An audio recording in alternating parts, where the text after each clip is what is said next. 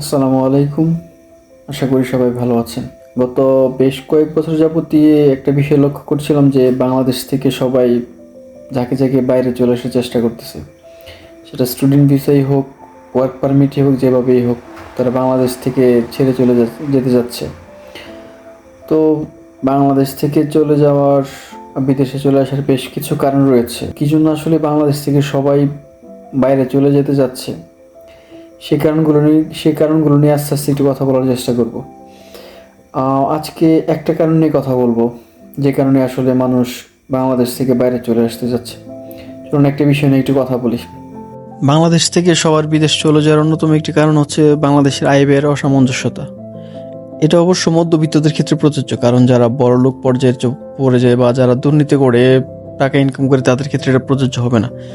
আমি তাদের ক্ষেত্রে বলতেছি যারা হচ্ছে মধ্যবিত্ত পর্যায়ের। তো মধ্যবিত্ত পর্যায়ে যারা দেখা যায় তাদের বেতন যদি হয় 20,000, 25,000 বা 30,000-এর মতো হয়, তো তারা মাস শেষে যখন এই টাকাটা ইনকাম করে মাস শেষে তাদের যে ব্যয় হয় দেখা যায় আয় ব্যয়ের সমান হয়ে যায়। তো তাদের কোনো রকম সেভিং যেটাকে বলে সেটা আর থাকে না।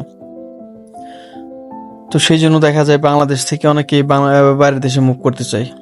আমি যদি একটা ছোটোখাটো একটা হিসাব দেখাতে চাই, দেখবেন বাংলাদেশে যে পরিমাণ ব্যয় হয়, যেমন 1 কেজি গরুর গোশত কিনলে চলে যায় হচ্ছে কত, প্রায় 800 টাকার মতো, 700 টাকার মতো। 1 কেজি চালের দাম চলে যায় এখন 70 টাকা, 80 টাকার মতো।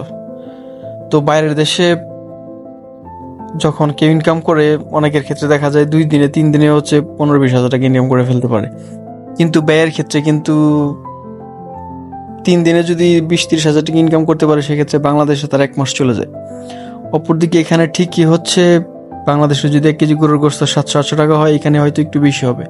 বাংলাদেশের হিসাব করলে হয়তো 1,000 টাকা 1,200 টাকা কেজি পড়ে যাবে। কিন্তু বাইরের দেশে যে সে পরিমাণ আয় করতেছে, সেই পরিমাণ কিন্তু ব্যয়টা বাংলাদেশের মতো রয়ে যাচ্ছে। তার মানে বাংলাদেশে যে পরিমাণ আয় করতেছে, বাইরের দেশে হচ্ছে তার চেয়ে 2 গুণ 3 গুণ বেশি আয় করতে পারতেছে, কিন্তু ব্যয়ের দিকটা হচ্ছে সমান সমানই রয়ে যাচ্ছে।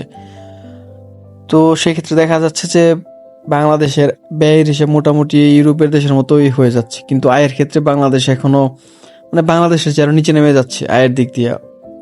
অন দ্য আদার হ্যান্ড, ইউরোপে কিন্তু ঠিকই ব্যয় বাড়তেছে ঠিক, কিন্তু সেই সাথে সরকার আয়টাও একটু বাড়ানোর চেষ্টা করতেছে।